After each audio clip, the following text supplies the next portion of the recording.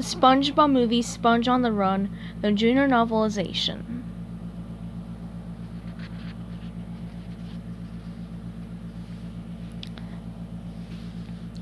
Chapter 10. Many miles away in the palace of King Poseidon, ruler of the seven seas, the king's chancellor, called Chancellor, was hurrying through a long, ornate hall. Old paintings of former kings and queens hung on the walls. Chancellor paid the paintings no mind. He'd seen them before, and right now he was being called by the king. Chancellor! Chancellor! The king expected his closest advisor to come running any time his ruler called for him. Chancellor pushed through a pair of double doors into a gaudy room, where the king did whatever he could to look his very best. At this moment, Poseidon was sitting in front of a large mirror with a golden frame, admiring himself. "You sent for me, sire?" Chancellor asked, puffing a bit from running. "Chancellor," Poseidon said proudly, without taking his eyes off his own reflection.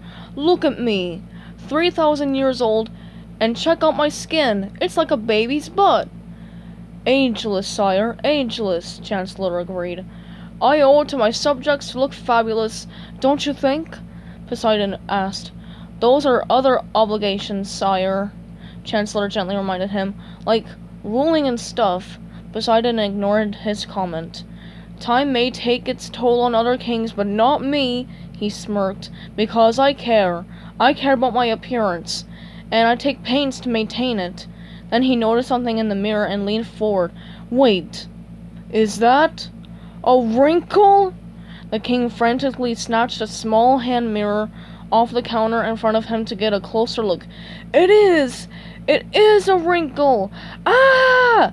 I look like an old avocado that's been forgotten in the fridge! No! I'm ugly!"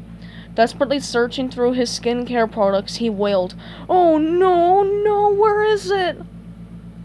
The crawly thing with the round shell in the eyes! Where is it?" Chancellor stepped toward King Poseidon and held out a tray. On it was a very scared sea snail. "Here you are, sire," he said. "Your snail." Poseidon snatched the snail off the tray. "Oh, thank you. This mollusk has the rejuvenating power of 1,000 facials." "Meow," said the frightened snail. The king rubbed the snail's underbelly against his face, but the snail left no trail of slime. "Is it empty?" Poseidon cried. He shook the snail like a bottle. "Meow!" the snail protested. "Take it away!" the king commanded. A tigerfish rushed up and took the snail away. She opened a tube, placed the snail inside, and thunk! The snail was sucked down the tube. The snail landed in a dark dungeon, looking around in horror. The creature saw it was filled with sickly, dried-out snails. Back up in the king's dressing room, Poseidon ordered, "Bring me another snail at once!" Chancellor yelled to the tigerfish, "Another snail for His Highness!" The tigerfish ran in, whispered something in Chancellor's ear, and handed him a tray with a shell on it. Here you are, sire," Chancellor said, holding the tray toward the king. "Your snail." "Thank you," Poseidon snapped impatiently. "That took too long."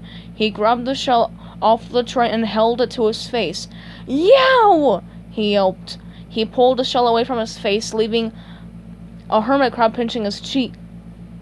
"This isn't a snail, it's a hermit crab!" He yanked the crab off. "Home wrecker!" the hermit crab said accusingly before scurrying off. "I've executed people for less," Poseidon called after the crab. Chancellor decided to come clean. "Okay," he said, taking a deep breath.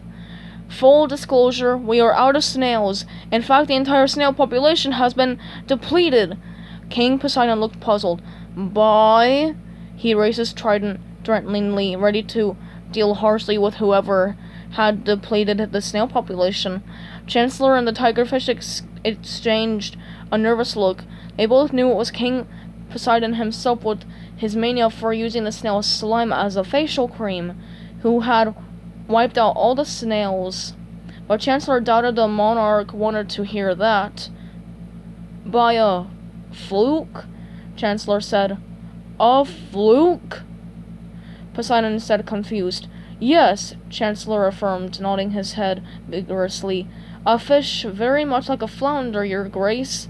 I know what a fluke is! Poseidon roared. He tossed his trident aside.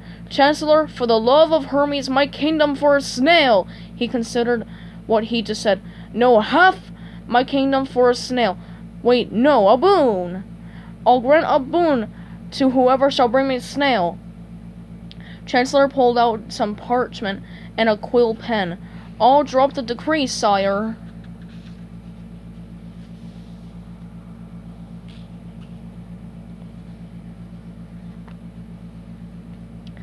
Stay tuned for Chapter 11 coming up soon.